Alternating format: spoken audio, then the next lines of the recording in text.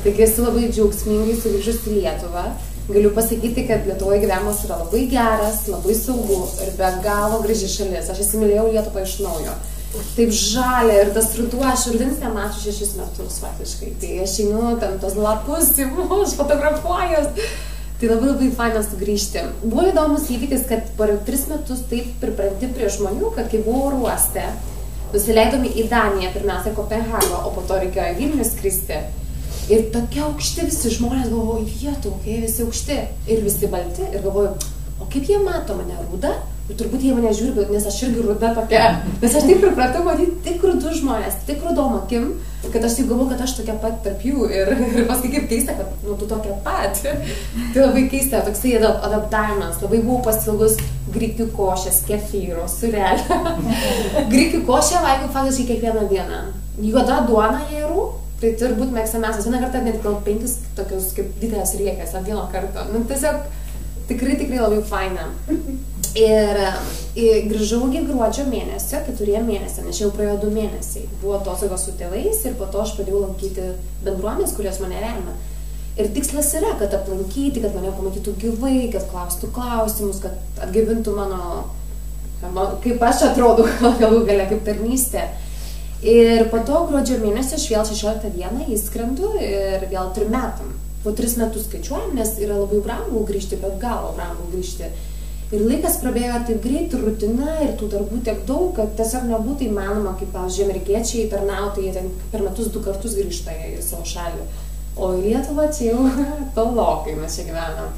Tai va, ir aš labai džiaugiuosi pamatyti savo dukterėčią, sūnėną.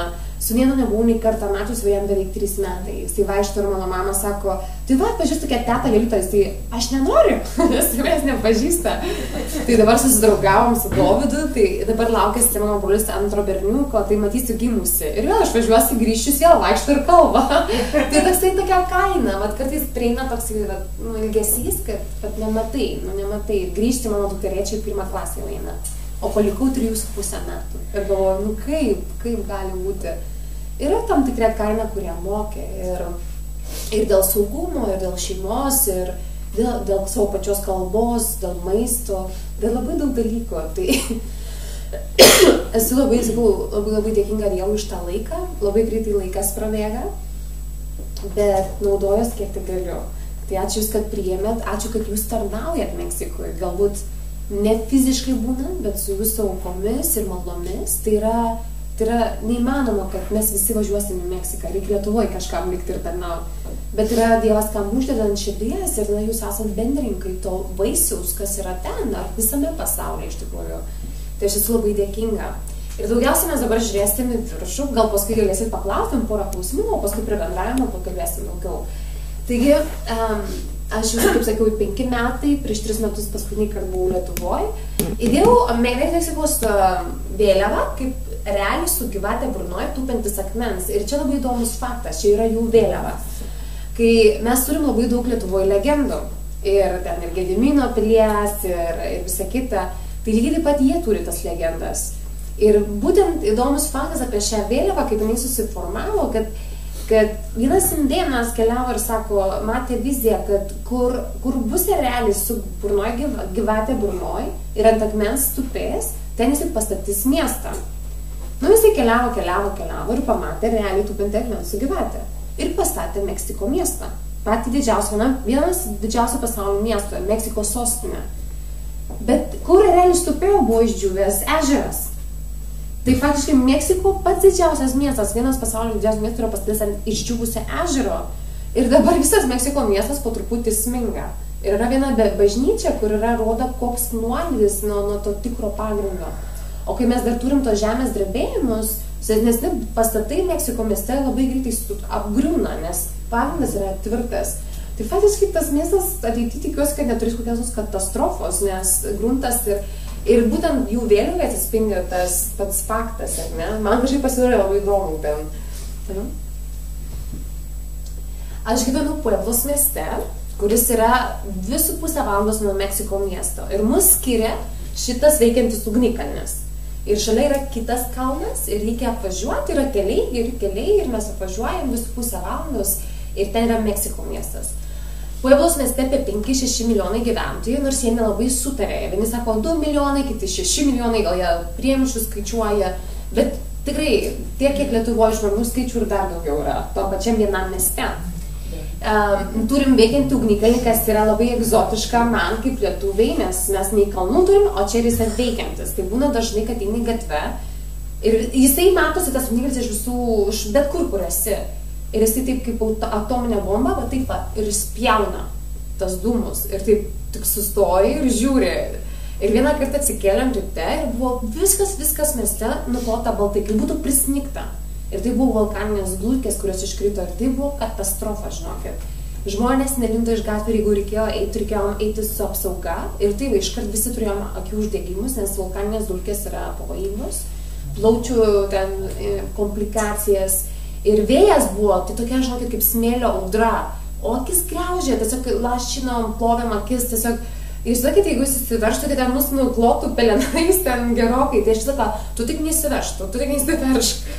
Taip pat turim žemės drebėjimus, kiekvienais metais pavasarį suaktyvėja ta zona.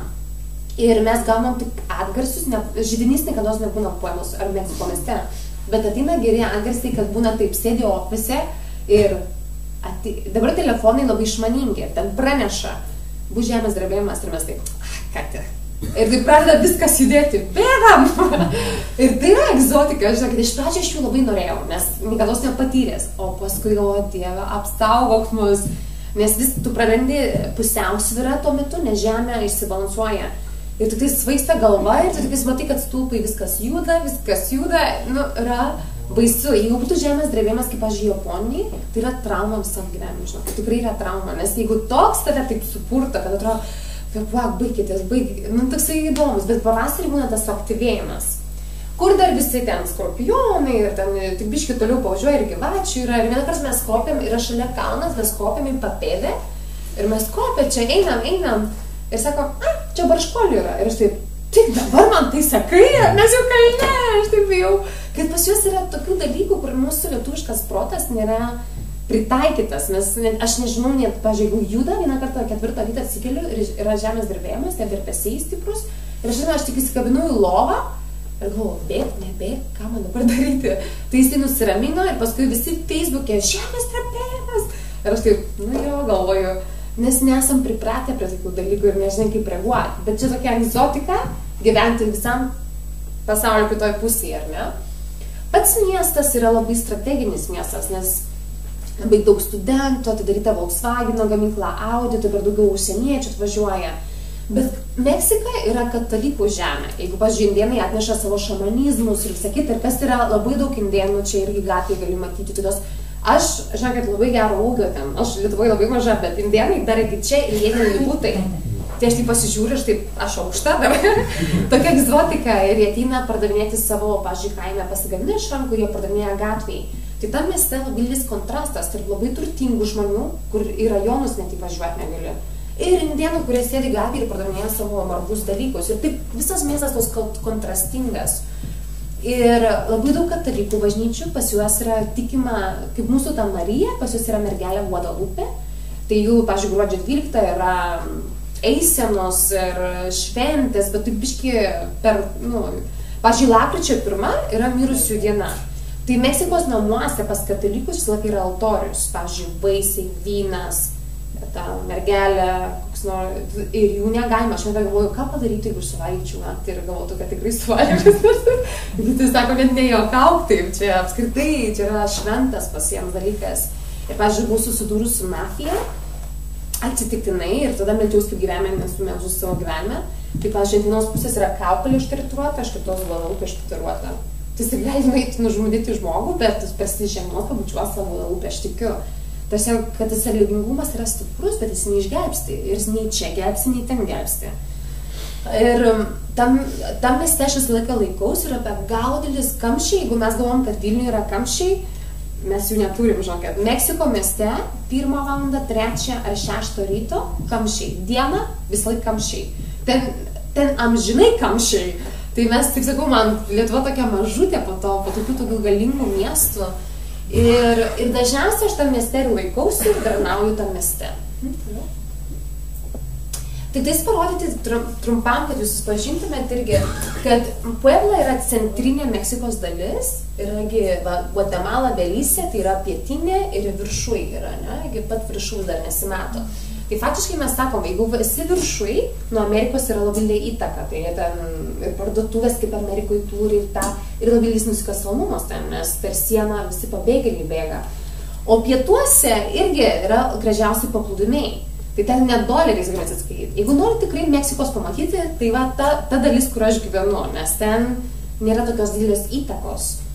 Ir Meksikoje įdomi tokia pastebėjimas, kodėl toks didelis nusikalstamumas ir kad Kolumbija gamina visam pasauliui narkotikus, ne? Jie visus aprūpina. Ir visi narkotikai eina į Ameriką. Ten verslas vyksta viską, bet eina per Meksiką kaip kanalas.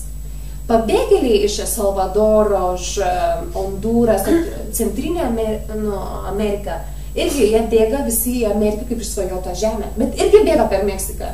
Tai yra toks plauka tokia žmonių nuolatinė ir tų narkotikų ir visa kita. Tai tas karas ten ir vyksta visoje šalyje, kad, ir aš žinau, kad mes girdėjom atgarsius, kaip aš buvo 42 studentai nužudyti ir politikų, gubernatorių vienos valstijos. Ir ten, mes girdim pastovus tokius dalykus ir nieko naujo. Tai yra 32 apskritis ir kiekviena apskritis turi savo mažą sostinę, pavyzdžiui, Pueblos apskritis turi Pueblos sostinę ir panašiai, ne? Yra be galo didelis, ten reikia važiuoti dienom pervažiuoti visą Meksiką, nes tiesiog net skristi reikia, labai, labai didelės šalis. Pueblos miestas yra vienas įtakingiausių miestų, nes ten 30% visos šalies universitetų yra tame mieste. 30% tai labai didelis skaičius, jisai labai daug studentų, o kur daug studentų, ten yra įtaka. Nes Meksikoje į universitetus eina tik turtingi žmonės, dažniausiai tik turtingi žmonės, nes reikia susimokėti už studijas, jeigu yra pastovų. Bet taip atrodo universitetai, privatus ir, aišku, čia labai gal nesimato, bet šitas universitetas aš tarnavau, tai faktiškai arba tėvai yra turtingi, arba jie turi kažkokią sporto stipendiją. Jeigu jos neturi, daug žmonių nerašo ir neskaito, visiškai, nei vienos klasės nėra baigę ir tai yra normalu, valstybė nesugaudys milijonų žmonių, kad eitų į mokyklą. Ir aš, pavyzdžiui, vienam kaime mes projektą tokį darėm, tai vaikai sako, jau vieną klasę, o paskui su asiliuku einam ieškoti vandens. Ir viskas baigės tavo visi mokslai, visam gyvenimui. Tai universitete, iš tų universitetų išeina būsimi politikai, būsimi verslininkai, ekonomistai. O kai korupcija tokia didelė Meksikoje, tai faktiškai, jeigu mes darom įtaką čia, tai gal kažkokia yra viltis toj šalyje, nes kitaip prie jų paskui politikų mes jau nebepreisim, prie verslininkų mes nebepreisim. Tai faktiškai įtaka daroma yra, kol jie formuojasi, kol jie turės kažkokius pagrindus, ar ne? Tai mano visas laikas ir yra tose universitetuose su tais studentais. Mes einam, skelbiam evangeliją, mes juos mokinam iš Biblijos, įterpiam į vietinės bažnyčias ir panašiai. Čia yra komandos, kuria tarnauju. Tas Sokinys David yra mano direktorius, jo žmona, dar viena pora ir dar viena pora. Bet jie turi po 5-4 vaikus, tai mamos namuose sėdžiu. Tai aš faktiškai su tais vyrais ofise sėdžiu ir mes pasiskirstom po vieną universitetą ir kiekvienas į savo universitetą einam, nes kitaip tai nėra labai daug tarnautojų universitete. Ir tie universitetai privatus, jie neleidžia nei kažko religinio, nei kažko politinio. Bet Dievas taip pat veria duris, kad faktiškai universitetai mūsų ieško. Tai gal jūs ką nors padėsit, nes padėtis yra tai, kad jie yra turtingi, jie visko turi, bet neturi gyvenimo, neturi vilties. Ir pavyzdžiui, yra tokių istorijų net pavasarį, kai iš futbolo komandos draugas pasikeičia draugą ir dėl pinigų nužudo. Kitas prisigėrė, numirė dėl apsinuodimo. Yra taip pastovi, kas nors kažkur ten kažkas atsitiko. Ir jie visi stovi direktoriai ir sako, mes nebežinom, ką daryti. Ką daryti su tais studentais, nes jie ten vienas kitą žudo, jie ten nevertina narkotikai, ko jie tik nėra. O kur dar vienam universitete apskritai buvo 80%, pavyzdžiui, homoseksualių žmonių vienoj komandai futbolo. Ir treneris atsistoja, sako, aš nežinau, ką daryti su jom, jos ten dramą kelia, sako, o ką aš. Ir tada jau jie pradeda mūsų ieškoti, kad, klausykit, gal jūs ką nors galite padaryti, o mes taip. Tai faktiškai universitetai, patys geriausi šalies universitetai, mūsų tiesiog, gal jūs kažką galite padaryti. Ir mes sakom, jo, Dievas gali padaryti. Tai mes, aš turim atviras duris į labai daug universitetų. Ir kiti universitetai išgirsta apie mus ir kviečia ateiti pas juos, kad, o tu gali ką nors padaryti tame? Ir sakau, mums reikia daugiau darbuotojų, reikia daugiau žmonių, kurie kažką darys. Taigi mes pirmadienį susitinkam ofise, mes meldžiamės kartu, studijuojam Bibliją, apkalbam, kokia yra situacija, kokia yra vizija ir tada pradedam toliau tarnauti. Ar ne? Visą savaitę eini į universitetus, susitikinėti su merginom, su vaikinais ir skelbti Evangeliją. Tai yra, vienam universitete aš turiu apie 10 mokinių, dvasinių mokinių, su kuriuom studijuoju Bibliją kartu. Ir būtent tos merginos, Diana ir Mišelė, man labai didelė įtaka kažkaip padarė irgi mano gyvenime. Mes susitikinėjom ir Diana ką tik baigė universitetą, vieną geriausių, nežaidėti krepšinio komandai ir ji nusprendė būti tarnautoja Agapėj irgi. Nes sako, gerai, aš galiu užsidirbti savo pinigų. Nu gerai, bet aš matau, kaip jie gyvena. Ir aš matau, kaip jūs tarnaujate. Jis sako, aš noriu daryti tą patį. Ir aš sakau, labai gerai. Tai dabar nuo tų metų aš jai padėsiu viską, kaip apmokyti, kaip tai daryti ir visą kitą universitete. O Mičelė yra 2 metai universitete. Ir tokia ištikima, eina liūdėti kitiem, priima Kristų, mokinystę, tokia, jau matosi vaisius ir aš labai dėkinga Dievui. Ir aišku, yra dar ir Dinora, ir Melisa, ir Aleksa, yra daug kitų merginus, kuriuom susitikinėjau. Bet būtent va, tos 2 istorijas man labai padrąsino, nes kai suvokė, kad tai mano atsakomybė. Aš esu 4 metus universitete ir Dievas mane pastatė ne veltui. Kiekvienas turim tą įtakos zoną, tai jos tai supranta ir man labai faina dėl to. Mes ką tik priėmėm 6 naujus darbuotojus, 3 Meksiko mieste, 2 Querétaro ir 1 Pueblai, Diana Pueblai. Ir labai faina, nes mūsų labai mažai darbuotojų viso šalyje. Kiek tūkstančiai studentų ir mūsų kiek saujelė kažkokia. Tai dabar matyti, kad 6 jauni žmonės irgi nori pasiryžti tarnauti pilnu laiku, meksikiečiai. Ir labai faina. Ir aš dalyvau įdarbinimo procese. Ir buvo labai faina, nes iš pradžių tu esi naujas, tu nemoki kalbos, tu nesupranti kultūros, tu nemoki šito. O dabar po 5 metų net vadovai pasitikė ir sako, gerai, mes matom, kad tu žinai kalbą, tu moki kultūrą, tu galim pakeisti dar didesniam darbams tave kaip asmenį. Tai buvo labai geras procesas. Kai aš važiavau į Meksiką ir pastoviai aš medžiuosi, kad liūdimas tai yra gyvenimo dalis, tai yra gyvenimo būdas. Tai nėra, kad aš einu sekmadienį ir aš paliūdysiu kažkam. Mes visur galim liūdėti, kaimynui, vaikui, kažkas paklausė, klausyk, o tu žinai tą? Ir tai yra gyvenimo būdas. Ir aš visą norėjau, kad tai nebūtų, kad einu į universitetą, tai kažkokia darbas ir grįžti namo ir dabar jau aš nebemisionėja, viskas, mano poilsis. Sakiau, tai turi būti pastoviai. Ir buvo viena istorija, kad aš taip meldžiaus pastoviai, Dieve, naudok mano gyvenimą, naudok viskame, kada tu gali. Ir einu per gatvę ir aš tokia iššalpus, 3 valandos dienos aš dar nevalgius ir tokia galva net skauda, gal ten cukrus nukrito kraujyje, ar kas ten. Ir aš galvoju, pamačiau tokią kavinukę jų, jie turi tokių daug, tokia kaip garažėliai, jinai ten dažniausiai nenudažyta ir toks vaizdas. 3 stalai, būna dažniausiai 4, maži. Virėja, toks kavinės, žiūri serialą, ten televizorius mažas, Guadalupės altorius su visom gėlėm. Tada tie stalai būna kartais švarus, kartais ne, net tarakonų kai kur mačius. Ir viskas laukia, kol užeis klientas. Galvoju, gerai, sėsiu man vienodai, aš čia valgysiu, higienos testų tikrai nepraeitų Lietuvoje, nei vieną tą kavinę. Ten būtų visos uždarytos to higienos. Man vienodai, aš galiu valgyti. Ir tas vyras Markos, šeimos galva, pristėda ir sako, labą dieną. Ir galvoju, o žinot, kaip taip išaugus ir galvas skauda, atrodo, Lietuvoje, kur matyta, kad savininkas ateis ir šnekės su labą dieną, o aš nenoriu šnekėti su tavim. Tada ateina visa šeima atsisėda ir galvoju, gerai, Dieve, ką tu darai?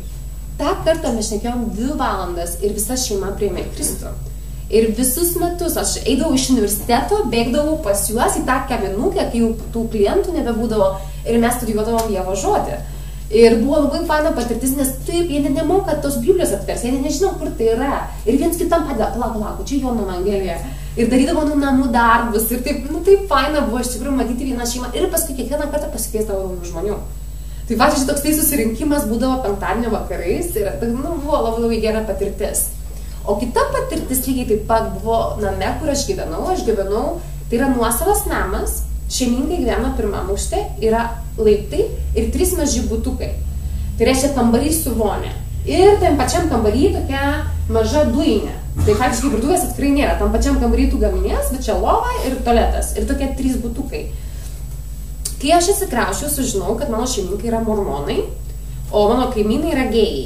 Ir galvoju, Dieve mano, ką aš čia darau? Apskritai galvoju, koks koks absurdas.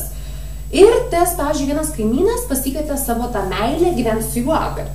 Aš galvoju, žinokit, aš tik girdėdavau mi amor, mano meilė.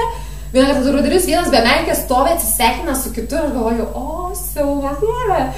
Tada nusprendžiu, klausyk, kažkas čia vyksta. Ir tada aš išeidavau vakare už savo namo, vaikščiodavau 11 vakare ir melsdavaus.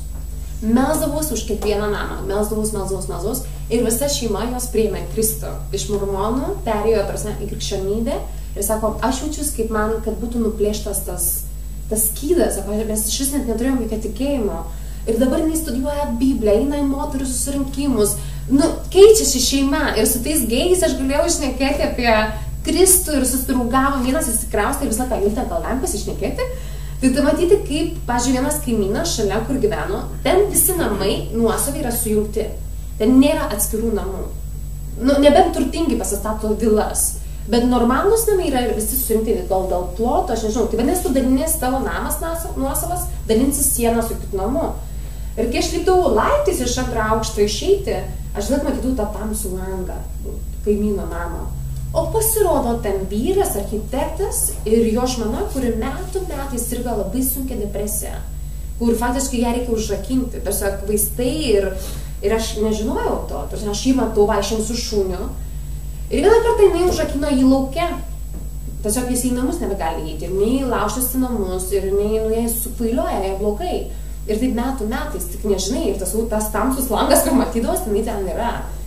Ir aš su juo šnekėjau apie viltį, apie Dievą, vis tai kitą dieną jis susitinka, man pabučiuoja ranką tas senukas ir sako, ačiū tau už tą viltį.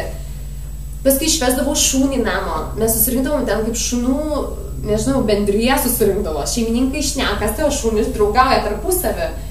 Kiek aš kartų galėjau dalintis Evangeliją, nes vis tik klausia, ką ta blondinė veikia Meksikoje. Ir aš taip, ačiū, kad paklausėt. Ir labai daug žmonių galėjau melstis, jie mane pažindavo iš tolo. Ir taip faina buvo, nes tai tikrai tapo gyvenimo dalim. Ne tik į universitetą, bet kaimynai, autobuse. Nes visi klausia, ką tu čia darai. Tai mes pasikeisdavom telefonai, susitikti po to, kur nors prie kavos ir daugiau pašnekėti. Tai taip fainai gavas, kad galėdavau visur padalyvauti. O kur dar indėnai, pažiūrėjau, mūsų bendruomeniai, važiuodavom, pažiūrėjau, pas indėnus, ir vieną kartą važiavom vieną kaimą, nes viena bendruomenė nustatė pastatyti šulinius, nes gėlo vandens nėra. Ir mums reikėjo kalbėtis su žmonėm, tenai su indėnais, iš kur jūs vandens gauna, pamatyti jų poreikius, kad labiausiai patenkinti. Ir kalbėjausi, tokia viena babulytė, tokia mažutė indėnė.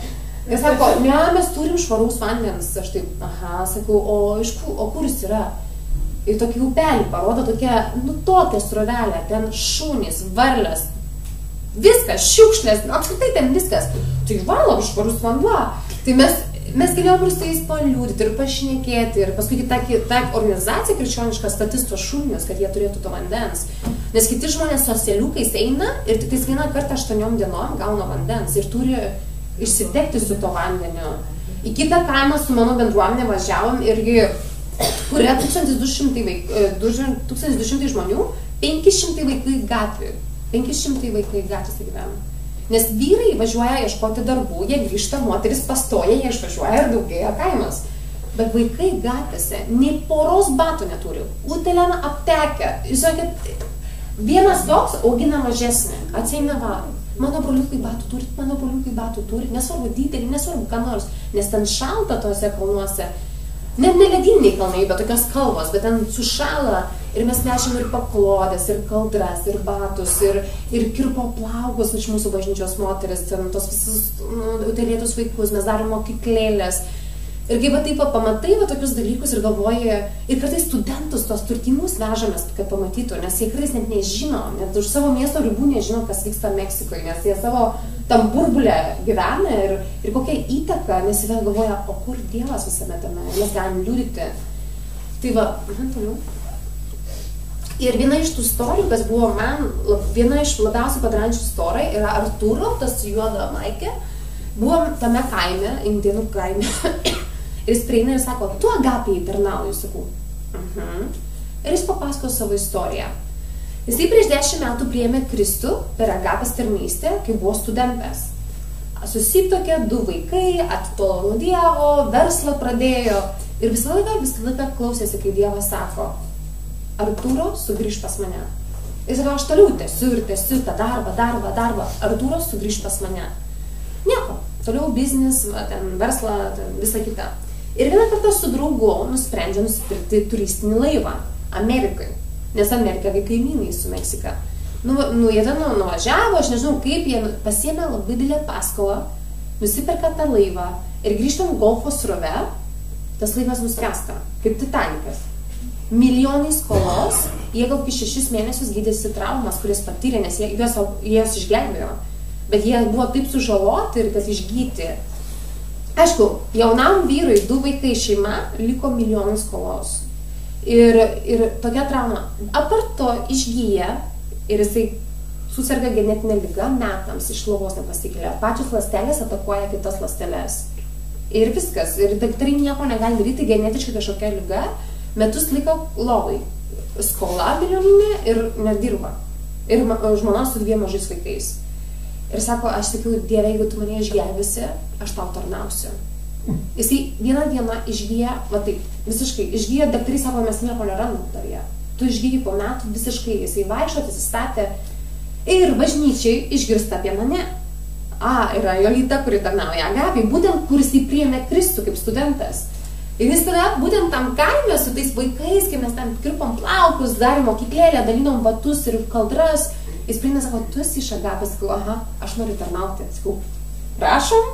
Ir visus metus aš galėjau jį apmokyti, kaip prieiti prie trenerių, dėstytojų, prie studentų, atletų, prie visų, kad jisai galėtų tarnauti. Ir jisai dirba 3 darbuose. Naktiniam darbe ir dar 2 papildomais ir dar šeima. Ir kiekvieną dieną atidavau 2 valandom į universitetą patarnauti. Tai man toks padrasinimas buvo matyti jo atsidavimo ir jo toks dėkingumas Dievui. Ir buvo labai gera patirtis su Artūro. Jis ir toliau tarnauja, jis ir toliau eina į universitetą. Apart visų problemų ir visą kitą. Mane kviesdavo taip pat į kitus miestus, nes jie išgirstavo, pavyzdžiui, kai kurie studentai krikščionys susirenka, bet jie sako, mes nežinom. Mes nežinom, kaip prieiti prie kitų studentų, ką daryti. Tai aš važiuodavau ir juos apmokydavau, susitikdavau su jais ir būtent čia yra, kad o kaip skelbti Evangeliją, ne? Kaip universitete, kuriam negali drąsiai skelbti, o kaip daryti tą, o kaip mokinystė. Tai būtent aš jais čia ir kalbu, kaip dalinti savo liudijimu, kaip dalinti Evangelijos žinią universitete. Tai buvo irgi labai faina, nes gali daugiau ir papasakoti ir didesnį įtaką padaryti. Čia Diana ir Michelle, jos gyveno bendrabuty sportininkų universiteto ir jūs mato kiekvieną dieną tos studentus. Aš vieną sakau, mergina, klausykit, jūs kiekvieną dieną esate tenais. O jeigu mes ką nors padarytume kartu, tai mes sukvietėm studentus ir studijuoti Bibliją. Ir, pavyzdžiui, negali, tiek universitetai, tiek bendražiai turi apsaugą. Visiškai tu negali įeiti, jeigu nepažįsti nieko. Ten yra apsauga, policija, nes įsivaizduokit, jeigu, pavyzdžiui, vagia žmonės, tai jeigu ten universiteto studentai dingtų išpirkai, tai ten kiekvieną dieną dingtų žmonės. Tai turi būti labai apsaugota viskas. Tai, pavyzdžiui, ta apsauga, jau jie girdėdavo, ką mes ten šnekam, tai pastoviai, labas Jolita, jau mane pažindavo, nes jiems faina, nes tokia įtaka daroma. Tai buvo labai geras laikas. O čia aš esu paauglėm, irgi pasakoju apie sportą, nes jos krepšinio žaidėjos, paauglės, ir apie Dievą irgi šnekėjau su jom. Mane vienas treneris pakvietė ir buvo irgi labai gera patirtis. Čia yra mano bendruomenė, apie 1500 žmonių. Mūsų Lietuvai daug, 5 milijonų gyventojams, lašelis jūrai. Tai čia kuriais mastais jūs lyginat. Lietuvoje tai būtų wow, didžiausia bažnyčia. Ten lašelis iš tikrųjų. Ir labai kažkaip jie myli ir Agapės tarnystę ir mūsų patarnavimus. Ir teko labai daug kartų kalbėti jaunimo susitikimuose irgi, Jolita gali tą pasiruošti tą. Ir aš tarnauju toj bažnyčiai, jeigu toliau. Tai yra mūsų patarėjų kaip sielovadininkų komanda. Kai kurie net profesionaliai dirba psichologais, psichoterapeutais, bet bažnyčia yra biblinis tas mokymas, biblinis tas sielovadininkų darbas. Ir turim labai skaudžias patirtis. Bažnyčiai daug ir skyrybų yra ir labai daug žmonių turi bent kokį nors seksualinį išprievartavimą ar vaikystėj, ar paauglystėj. Tai žmonės ateina su labai didelis bagažais. Tarsi, kad, su viena mergina susitikau ir kurie labai daug tarnauja ir visa kita. Ir aš kažkaip kažkas galvo keista, mano metų, sakau, einam, atsikėsim kavos, sako, aha, gerai. Ir mes pradėjom šnekėti, čia mano metų, sakau, tu gal kad nors nori ištekėti, nes man 300 metai, galvoju, normalu, ne? Ir jis sako, aš neverta gero vyro. Ir aš taip, kodėl neverta gero vyro? Kaip keista, esam Dievo dukros. Ir nuleido galvą, patylėjo, ir aš tyliu. Ir sako, niekas gyvenime tos istorijos nėra girdėjęs. Bet ją 12 metų tvirkino ar dėdė, ar senelis, aš nebeatsimenu. 20 metų ją pagrobė ir grupinis išprievartavimas. Ir bet tai visą gyvenimą lydėjo kažkoks seksualinis išprievartavimas ir neša visą kaltę, gėdą, viską savyje. Ir niekas gyvenime nėra to girdėjęs. Savo pačios kalėjime gyvena, tik įsinykus į darbus, į tarnystę, kad nieks nematytų. Ir jinai verkė su manimi, ir man tik šiurpas per kūną eina, galvoju, Dieve, kodėl aš girdžiu, ką man sakyti. Grįžau namo, išėjau su šunim pasivaikščioti, to namo šunim, ten aš vos nepriaukinau tą šunį pati savo, tai jinai su manimi eina tą šuo ir aš medžiuos, Dieve, jeigu tu man siunti tokius žmonės, duok man išminties, kaip tarnauti ir ką sakyti, nes ir be galo daug skausmo, tik bendruomenė, juk sako, mes sveikiesiems reikia gydytojo. Tai mūsų ta bendruomenė yra surinkta iš nesveikųjų, su savo istorijom, su savo patirtim ir labai drastiškom patirtim, labai skaudžiom patirtim. Ir kai mes susitinkam mūsų grupė antradieniais, iš universiteto bėgu į tą grupę, mes kalbam apie tam tikrus atvejus, kur aš sakau, skyrybos, išprievartavimai ir net bažnyčiose žmonės tai labai dažnai patiria. Ir kaip geriausia pasielgti, pavyzdžiui, jeigu yra pora, kuri nori skirtis, tai priskiriama vienai porai. Jeigu mano amžiaus ar vienišos mamos, tada man yra susitikimas ir mes susitinkam su jais ir bibliškai žiūrim, kaip Dievas gali statyti skausmą, kaip Dievas išgydo, kaip Dievas daro. Tai yra labai emociškai sekinanti tarnystė, nes tai yra tiek daug skausmo, o kur dar visą dieną universitete su studentėm ir visa kita. Bet aš esu dėkinga Dievui, kad galiu tarnauti ir grįžus vėl įsiterpsiu jų tarpą ir toliau tarnausiu ir padėsiu bendruomeniai. Mes ką tik buvom Panamai Liepos mėnesį ir visos Latino Amerikos ir Centrinė Amerika, visi studentai lyderiai iš Agapės susitiko į vieną konferenciją. Čia tik apskritai vieną kartą istorijų sudaryti tokią konferenciją ir buvo savaitę laiko ir studentai giedojo kartu, mokėsi. Ir tai buvo toks didelis toksai momentas, kai tiek daug studentų, kad jie nėra vieni, kad čia visam pasaulyje vyksta kažkas. Ir būtent va čia yra Meksikos delegacija. Ir va čia aš tupiu, su čia Meksikos vėliava. Ir mūsų studentės net iš Pueblos miesto, kur aš tarnauju. Nu tai va, grįšim į universitetą, darysim tą, nes jie tokie įkvėpti buvo. Ir tokios konferencijos didelės padeda kartais taip užsidegti labiau. Aišku, dažnai tai negali daryti, bet jie rinko paramą, kaip jie bijojo, kaip jie pasitikėjo Dievu, kaip Dievas parūpino. Buvo labai labai didelė gera kelionė tarp mūsų. Toliau. Ir dabar aš grįžus į Meksiką, ne tik tarnausiu su studentais, kad, pavyzdžiui, aš su Diana eisiu toliau universitetus, bažnyčiai tą silovininkų komandą, ar ten su indėnais patarnauti, ar ten pamokyti jaunimą. Bet mano vaidmuo keičiasi tai, kad visa Agapė turi tokią istoriją, kad nesvarbu, ar tai būtų pastoriai, ar misionieriai. Kas dažniausiai perdega, tai būtent tie žmonės. Nes jie tarnauja, jeigu nesirūpina savim, ateina perdegimas. Nes tu tik duodi ir tu jauti, kad fiziškai nepaėgi, emociškai nepaėgi, dvasiškai nepaėgi.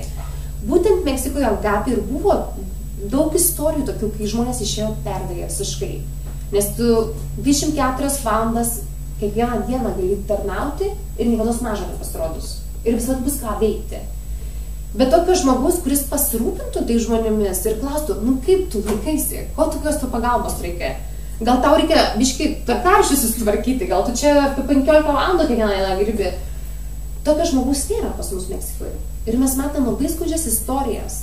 Taigi mano vaidmuo visos Meksikos lygmenį bus pasirūpinti Agapės darbuotojais.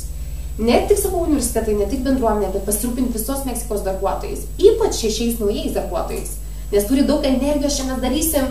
Bet palaukit, Meksiko miestas, jeigu vienas UNAM universitetas turi 100 000 studentų ir tu esi vienas jame ar dviese, tai ten 2-3 metų bėgėje jau jie negalės nei fiziškai, nes bus perdegę. Tai mes kalbėjom su vadovu, kad reikia to žmogaus, kuris rūpinsis visais Ir aišku, bažnyčia sužino tai, jiem reikia irgi pagalbos, tada, tu Jolita galėsi važiuoti ir čia mums padėti, mokyti mūsų misionierius ar dar kažką. Tai aš manau, kad aš turėsiu pati labai gerai susitvarkyti su savo tvarkaraščiu, nes čia bus be galo daug darbo. Ir emociškai, ir dvasiškai, ir fiziškai. Bet aš manau, kad tai irgi Dievo vedimas, kad tai ta privilegija tokį darbą dirbti, atsakingas darbas, pasirūpinti emociškai ir dvasiškai Agapės darbuotojais ir bažnyčiose, tai aš esu patenkinta, naujas iššūkis, nežinom, kaip tai atrodys, nes per 50 metų Agapai net tokio vaidmens nebuvo sudaryta, to selovarininko tokio kaip vaidmens. Ir dabar aš būsiu ta pirmoji, kuri pradės tą darbą ir kai grįšiu nuo sausio, nežinau, kaip tai atrodys, bet mes pradėsim tarnauti pačioj Agapai, padėti žmonėm, kad jie tarnautų, bet ilgam tarnautų. Nes dažniausiai ateina greitai ir po to visiškai išsenka. Ir tai, žinokit, tai yra pasaulinė problema. Pastoriai, misionieriai, čia nėra tik Meksika. Čia visur taip lengva yra įsitraukti, nes to darbo valandų nėra nuo 8 iki 5. Tu tiesiog varai, o kai yra dvasiškai ir emociškai, tai dažniausiai yra tas įsekimas labai greitas. O kas rūpinsis tavimi? Tai bet aš ir darau savo komandą, kad pirmiausia, kad aš kojų nepakratyčiau tenais. Tai yra, kad pirmiausia, aš jau buvau perdegus kažkada, tai jau žinau, ką tai reiškia ir tai nėra nieko gero. Tai yra tikrai, reikia išminties tame, bet lygiai taip pat aš turiu žmonės, kurie manim pasirūpina. Ir dažniausiai tai ne iš Agapės, iš bendruomenės, porą žmonių, kurie man padeda turėti man balansuotą šiek tiek gyvenimą, nes dirbant emocinį dvasinį darbą, tai yra ir fizinis nuotraukas fiziškai kitoks. Aš kartais gali, nežinau, plytas, nežinau, malką skalyti, yra vienoks įsiekimas, o yra kitoks fiziškai įsiekimas fizinis, kai yra emociškai ir dvasiškai susijęs. Tai faktiškai savim dabar pasirūpinti.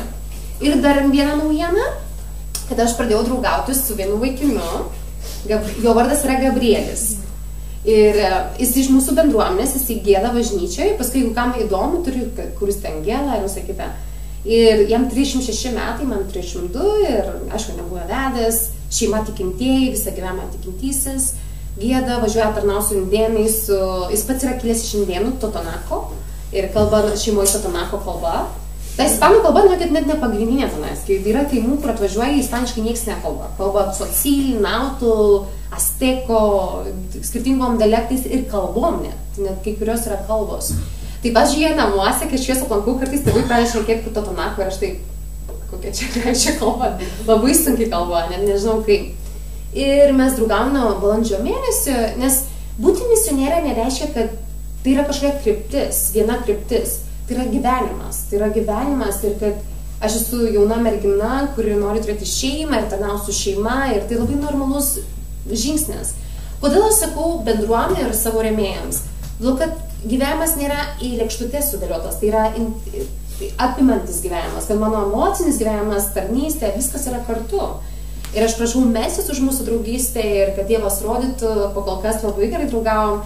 Ir mes iš jo šeimą, nes prieš 2 dienas mirė jo brolis mano metu. Ir tai yra šeimos tragedija ir, sakau, visą savaitę buvo toks gedėjimas. Irgi, kaip sako pastorius, tie žmonės, kurie pasilieka, jie nori vis tiek išsiverkti, nors jisai yra su Dievu dabar. Ir tai buvo labai ūmus kasos uždegimas ir mirė per 2 dienas sveikas 32 metų vaikinas. Ir mes labai gerai susidraugavom, sako, Gabrielis net savo mano brolio širdį laimėjai. Ir jisai prieš savaitę, ne šią savaitę, prieš savaitę mamai sako, o kodėl Jolita negali grįžti anksčiau? O kodėl Jolita negali pasikeisti bilietų? Ir jo mama verkė su manim, sako, jis tiesiog, kaip nujausdamas, norėjo atsisveikinti su tavim. Ir prieš savaitės mirė. Tai yra šokas šeimai, nes tai nebuvo sergantis vaikinas, tai buvo sveikas, aukštas vyras. Ir jis susitaikė su Dievu, nes jis buvo tinkysysis, tarnavo, atsitraukė. Ir prieš savaitę parašė vienai tikinčiai draugiai, aš klupojau prieš Dievą ir Dievas sakė, aš turiu gerų planų tavo gyvenimui. Tai jis sutaikė su Dievu ir jis dabar išėjo pas Dievą. Aišku, šeima gedi dabar, verkė, nes dabar po 2 dienų, prieš 2 dienas buvo laidotuvės, tai grįžti namo, jos įteiktai. Ir tiesiog palaikyti Gabrielį ir jo šeimą, tai yra toks skaudus etapas ir aš net nebuvau, net neatsisveikinau su Efraimu, jo vardas Efraimas. Tai melstis už jo šeimą, tiesiog paguodos ir jie tikintieji, jie mato Dievo veikimą tame, tik tai vis tiek skauda, nori skauda. Ir ypač mamai palaidus savo sūnų. Ir tiesiog, kad Dievas tegu toliau veda. Ir labai esu dėkinga už tai, kad jūs esat tos tarnystės dalimi. Tikrai, kiek žmonių norėtume atvažiuoti į Meksiką tarnauti, su visai, kas ten vyksta, ne visi. Bet Dievas uždėjo vienam ar kitam žmogui ir sakai, jeigu mes būsim to dalimi, mes kartu laimim tas sielas, mes kartu laimim tas merginas, vaikinus, tos indėnus ar gatvai žmonės. Kaip tai bebūtų, tai yra mūsų bendras vaisius ir mes tuo dalinsimės vaisiumi, kai mes būsim pas Dievą ir matysim tos žmonės, sakysime, čia šitas ar šitas ar šitas. Tai esu be galo dėkinga. Aišku, man grįžus į Lietuvą, aš toliau renku paramą, man trūksta gal porą šimtus eurų mėnesinės paramos. Ir tai yra nuolatinė misionieriaus dalis, rinkti paramą ir kad tai yra pilno laiko išlaikymas. Ir aš esu dėkinga, kad jūs remiat ir norėčiau prašyti toliau jūsų remti šią tarnystę ir kad tai būtų jūsų tarnystė tokiai tolimoje šalyje.